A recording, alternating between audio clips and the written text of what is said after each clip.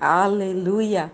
A graça e a paz do nosso Senhor e Salvador Jesus Cristo a todos os queridos irmãos e queridas irmãs.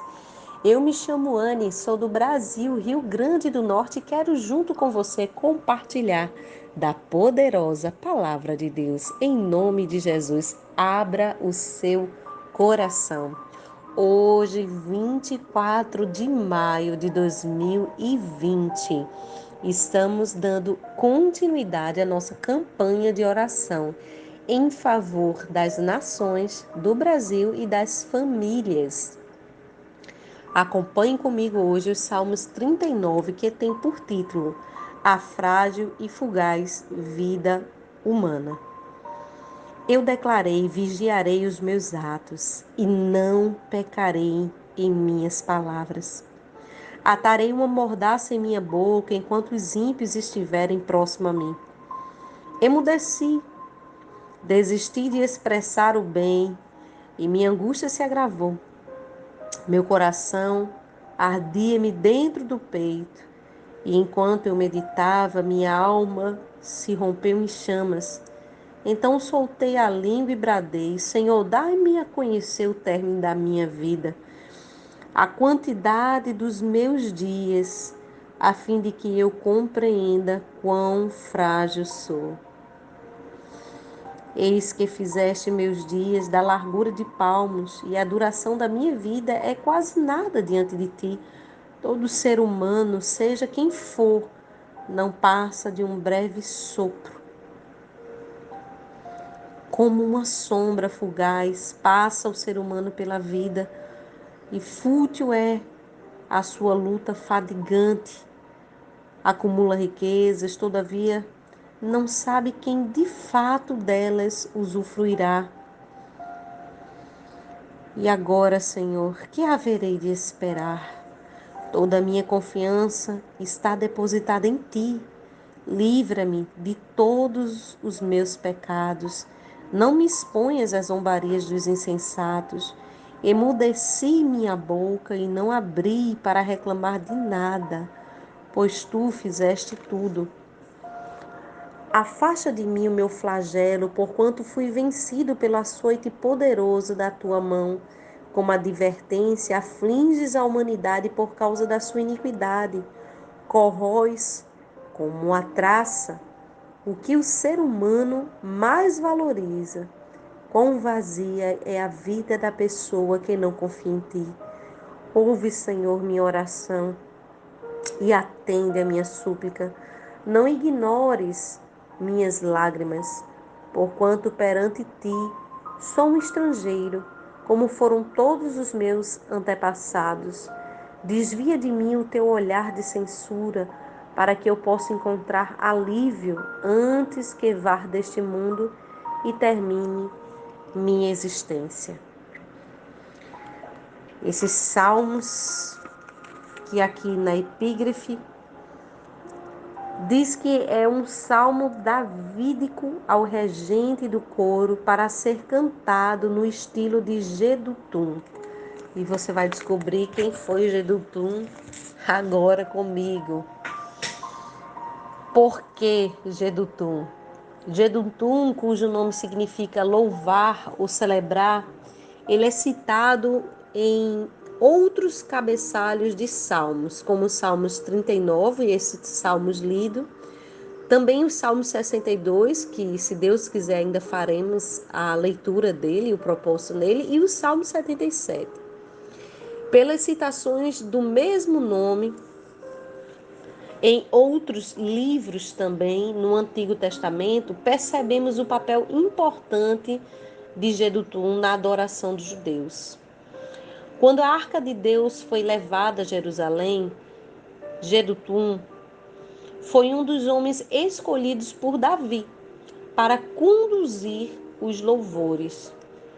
Você encontra sua história relatada em 1 de Crônicas 16, do 41 ao 42. E depois da morte de Davi, quando Salomão edificou o templo em Jerusalém, Jedutum e seus filhos continuaram nesse serviço importante, lá em 2 Crônicas 5, 12 e 13.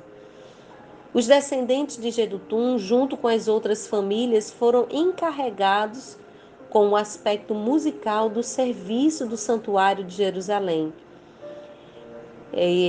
Essa história está relatada lá em 1 Crônicas 25. A comparação desses textos fala sobre os servos, que sugere a possibilidade de Jedutum ser o mesmo homem que também é citado em algumas passagens com o nome de Etam, em 1 de Crônicas 15, 17, 1 de Crônicas 25, 1 e 35, 15. Em algumas traduções, neste cabeçalho, por exemplo, do Salmos 39, ele já é identificado como um mestre de canto. Em outras, parece ser um responsável pelo estilo adotado no uso dos salmos. Em todos os aspectos dessas informações, percebemos a importância dos salmos por ser colocado nas mãos de pessoas tão dedicadas à adoração no templo do Senhor, como este homem, que era responsável pelo louvor. O pano de fundo desses salmos, desse cântico, foi a dor que levou a Davi a refletir seriamente sobre a sua própria morte e a refletir sobre a fragilidade da vida de todos nós. Duas vezes ele vai afirmar no verso 5 e no verso 11 que todo homem é pura vaidade. Todo homem passa depressa, passa como um sopro. Aqui no verso 5 ele vai dizer como diante de Deus, diante de toda a sua magnitude, de todo o seu poder, ele não passa de um breve sopro. Davi conta aqui a fragilidade da vida humana. Ele conta a sua experiência em tons que nos lembram também o Salmo 73, quando Asaf explica como ele teve que lidar com uma crise que ele teve espiritual ao olhar para a vida dos ímpios. O rei Davi, ele decide se manter calado diante das suas aflições, não falando sobre o bem na presença dos ímpios. Ele preferiu se calar, ele preferiu silenciar, ele preferiu não responder. E talvez a razão seja simples, como ele próprio relata, para não pecar, evitando também que ele falasse algum comentário irrefletido e isso viesse a prejudicar a sua fé e também a fé dos outros. Nós sabemos que quando nós nos chateamos com alguém e a gente começa a falar coisas indevidas, irrefletidas, é a hora que nós mais tendenciamos a pecar. E por quê? Porque estamos chateados, porque estamos com raiva. O problema disso é que nós podemos prejudicar a nossa própria fé e também contaminar com a raiz de amargura todas as outras pessoas que estão à nossa volta. Conforme aumentou o sofrimento de Davi, cresceu dentro dele a vontade dele falar por causa das muitas emoções do seu coração.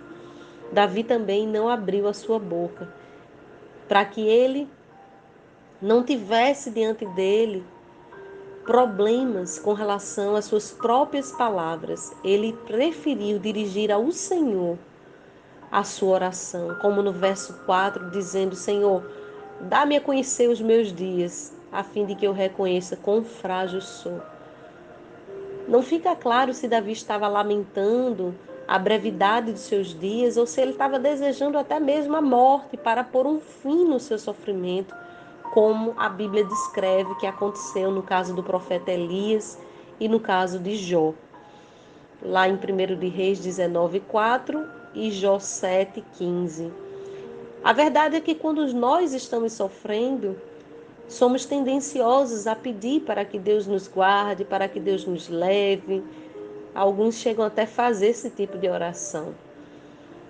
Mesmo se Davi pensava que a saída era a morte, ele voltou a perceber o valor da vida. E o valor da vida ele vai expressar no verso 7 e 13, quando ele fala do serviço ao Senhor. Ele reconheceu Deus como a única fonte da sua esperança e conforto, porque ele não queria deixar de existir. A verdade é que ele só queria dar fim à sua dor. Você sabia que é isso que acontece com muitos de nós quando nós estamos sofrendo? O desejo de dar fim à nossa própria vida não é dar fim à vida como se nós não gostássemos de existir, mas é de dar fim à nossa dor. E é isso que acontece quando as pessoas entram no processo de depressão ou pensam em suicídio. Mas existe um caminho em Deus. E o caminho é mostrado aqui por Davi. É reconhecer que Deus é a única fonte de vida, de conforto e de esperança. E que você não precisa desejar deixar de existir. Somente Deus tem poder para te dar a vida e somente Ele deve guardar a sua vida. Portanto, é um pecado que cometemos contra Deus fazer isso por conta própria. A fragilidade aqui relatada da vida dos homens faz com que eu e você pense diante de Deus e de buscar entendimento para como nós devemos viver esta vida diante do sofrimento. Esta é a primeira coisa que nós devemos tratar hoje no nosso coração. Somos frágeis, mas devemos buscar entendimento do Senhor para como viver os nossos dias. Uma segunda coisa que nós podemos trazer agora nesta meditação é a preocupação de acumular coisas que são passageiras, como as riquezas que Davi menciona, coisas que são fúteis.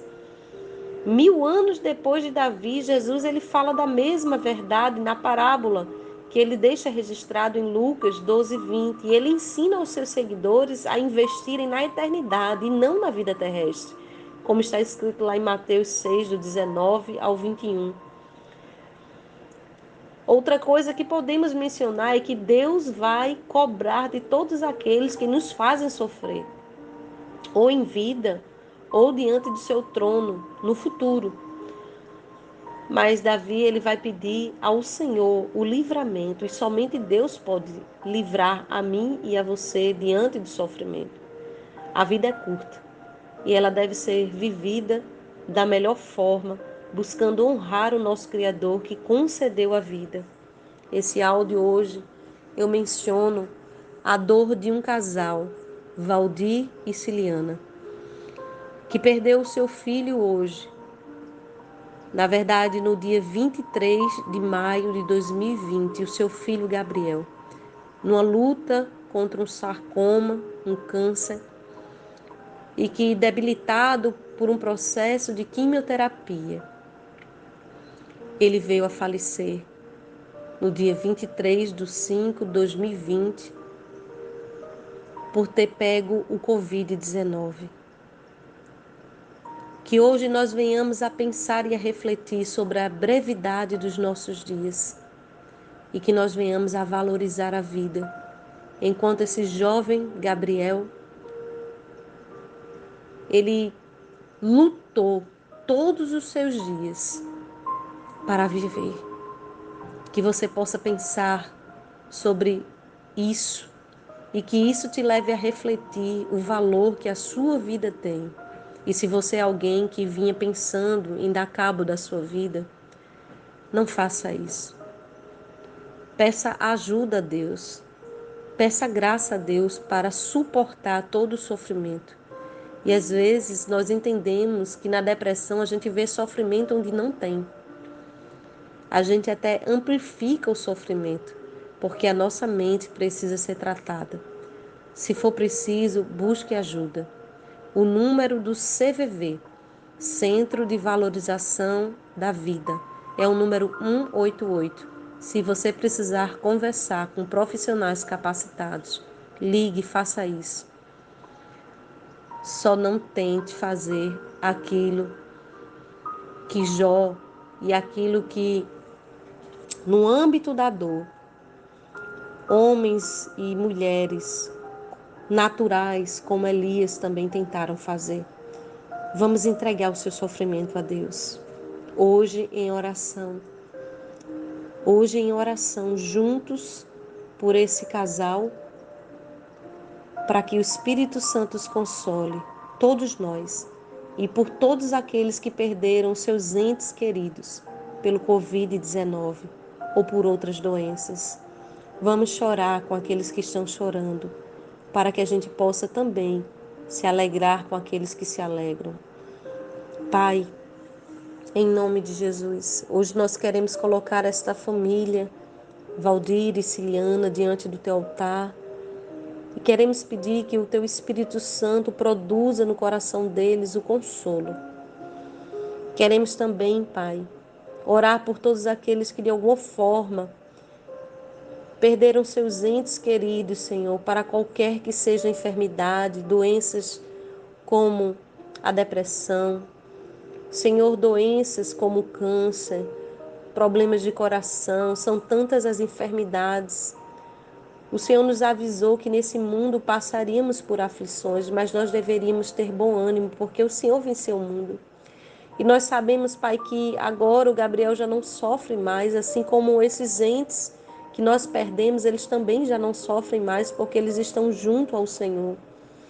Nós também, Senhor, podemos aguardar em Ti a grande promessa que o Senhor nos fez, que na sua volta os mortos ressuscitariam primeiro e que nós haveríamos de encontrar a cada um deles. Senhor, essa é a nossa esperança, essa é a nossa expectativa, Pai, que nós possuiremos juntamente contigo, Senhor, um novo céu e uma nova terra, onde não haverá mais dor, nem tristeza e nem pranto. Por isso eu peço que o Senhor console cada família, que o Senhor console cada ente, cada coração, com o poder do Teu Espírito Santo, Pai. Em nome de Jesus, que o Senhor arranque esta dor, que o Senhor cicatrize esta dor, a dor desses pais, a dor dessas mães e das famílias enlutadas. Nós oramos por todos eles, Pai. Clamamos por todos eles, Senhor. E que nós, enquanto estivermos vivos, que o Senhor nos ajude a viver os dias com gratidão, a reconhecer que somos frágeis e que semelhantemente faremos o mesmo caminho. Nos ajuda a cumprir com os teus propósitos em vida, Senhor. Retira de nós esse peso do sofrimento, e que todo espírito de morte bata em retirada em nome de Jesus. Que todo espírito de depressão e de tristeza e de angústia, Senhor, bata em retirada pelo poder do teu sangue. Todo espírito que aprisiona a alma, o corpo, o espírito dos teus filhos, que o Senhor repreenda agora no poder do teu sangue, Jesus. E que o Senhor conceda paz, alegria, força, ânimo, vontade de viver. Produza, Senhor, meu Deus e meu Pai, vida, porque Tu és a fonte de vida. Assim nós oramos e te agradecemos em Teu nome santo. Amém e amém.